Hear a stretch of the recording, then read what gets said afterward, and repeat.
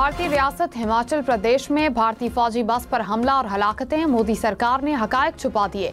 जराये के मुताबिक हमला 26 मई को हुआ, जिसमें कई भारतीय फौजी भी मारे गए।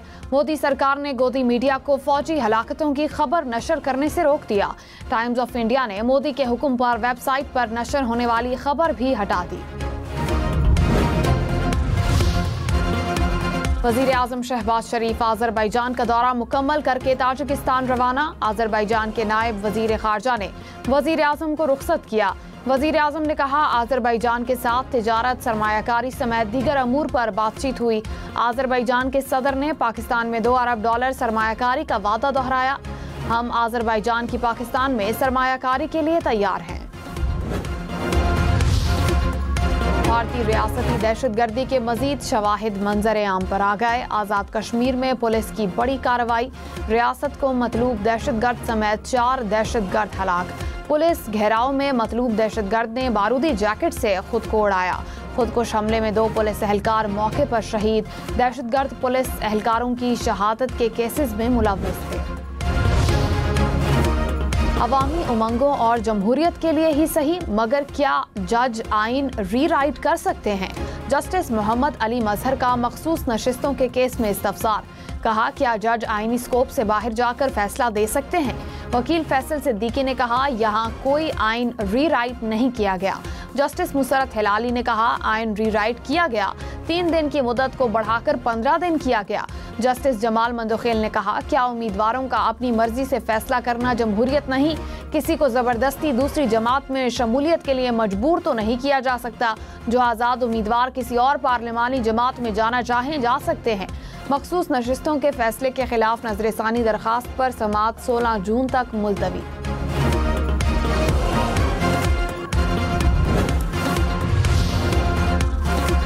बैरिस्टर गौहर खान ने कहा कि बानी पीटीआई ने कभी नहीं कहा कुछ ले लो कुछ दे दो। वो कह चुके हैं कि डील करके बाहर नहीं आऊंगा। अलीमा खान के बयान का गलत तासुर लिया गया। हमें उम्मीद है 5 जून को बानी पीटीआई का केस लगेगा। मखसूस नशिस्तें इस पार्टी का हक है जिसको अवाम ने वोट दिया। हमारी जीती हुई सीटों के मुताबिक मखसूस सीटें मिलनी चाहिए। दीगर जमातों को उनकी जीती हुई सीटों से ज्यादा सीटें नहीं मिल सकती। पीटीआई पर उम्मीद है कि हमें मखसूस नशिस्तें मिलेंगी। विफाकी वजीर एहसन इकबाल ने कहा, 2017 से अदलिया को सियासत का शिकार किया गया। अदलिया से ऐसे फैसले लिए गए जो सियासी मैदान के थे। माजी में बदकिस्मती के ऐसे फैसले हुए जो सुप्रीम कोर्ट को ही दुरुस्त करने पड़े। रियासत के 3 सतूनों में से जब भी किसी एक की नीयत में फितूर आया तो बहरान पैदा हुए। IMF तनख्वाहदार तबके को रिलीफ देने और तनख्वाहों में इजाफे पर मशरूत रजामंद। जराये के मुताबिक हुकूमती मौशी टीम और IMF के दरमियान वर्चुअल बातचीत जारी। तनख्वाहदारों को रिलीफ से होने वाला रेवेन्यू नुकसान पूरा करने के लिए बड़े पेंशनर्स पर टैक्स आयद करने का मुतालबा। अखराजात में कमी और इजाफी रेवेन्यू के जरिए माली गुंजाइश पैदा करने पर जोर।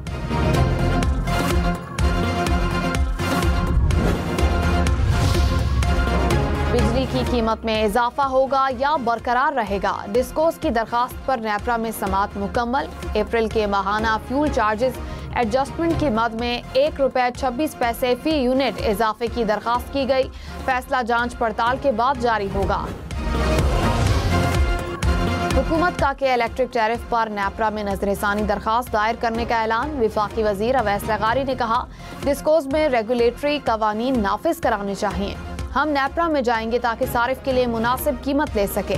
चाहते हैं विफाकी हुकूमत और बिजली सारिफीन पर दबाव न आए। निजकारी की तरफ जा रहे हैं कि इलेक्ट्रिक और दीगर सरमायाकार अपनी कारकर्दगी पर मुनाफा कमाएं। जहाज नहीं गिरे तो मुआयना क्यों नहीं कराते? फ्रांसीसी कंपनी डिसॉल्ट और भारतीय हुकूमत के दरमियान इख्तिलाफात पैदा हो गए। जराये के मुताबिक फ्रांसीसी माहिरीन की भारत में मौजूद राफेल बेड़े के मुआयने की दरखास्त नई दिल्ली ने इजाजत नहीं दी। फ्रांसीसी टीम का दावा है कि वो तकनीकी मसाइल का जायजा लेना चाहती थी।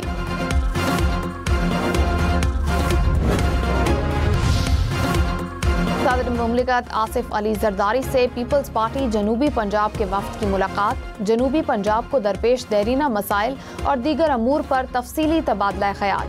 सदर आसिफ जरदारी ने कहा कि जमहूरियत के तसलसल के लिए सियासी मुकालमे का फरोग वक्त की अहम ज़रूरत है।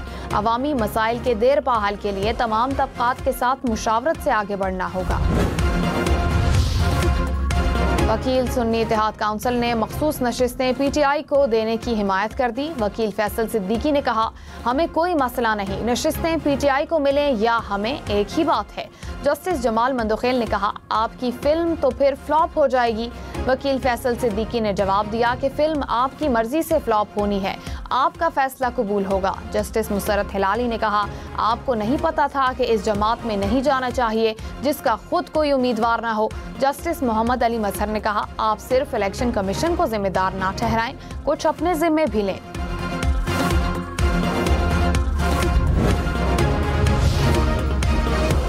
नायब वजीर आजम इसहाक डार हांगकांग पहुंच गए। डिप्टी सेक्रेटरी ने इसहाक डार का इस्तकबाल किया। पाकिस्तानी सफीर खलील हाशमी और काउंसल जनरल रियाज अहमद शेख भी मौजूद थे। इसहाक डार बैनुल-अक़वामी सालसी तंजीम की तकरीब में शिरकत करेंगे। वजीर खारजा इसहाक डार की हांगकांग में 2 तरफा मुलाकातें भी मुतवक्किल। मौजूदा जजेस ट्रांसफर्स केस अपनी नोयत का पहला मुकदमा है। हमें मुस्तकबिल के लिए इस केस का फैसला करना है। जस्टिस मोहम्मद अली मजहर के जजेस ट्रांसफर केस में रिमार्क्स। कहा, आर्टिकल 175A के तहत नई तकर्री हो सकती है। नई तकर्री और तबादले के मानी अलग अलग हैं। अदालत के सामने आईनी और कानूनी नुक्ते की तशरीह का मामला है। हर चीज एग्जीक्यूटिव के हाथ में नहीं थी। तबादले पर जज से रजामंदी भी ली जाती है। बैरिस्टर सलाहुद्दीन ने कहा, जज की एंट्री फ्रंट दरवाजे से हो या साइड दरवाजे से हल्फ लेना होगा। केस की समाअत 16 जून तक मुलतवी। जस्टिस मोहम्मद अली मजहर ने कहा, अगर 16 जून को समाअत मुकम्मल हुई तो उसी दिन जजेस से मुशावरत के बाद शॉर्ट ऑर्डर दे देंगे।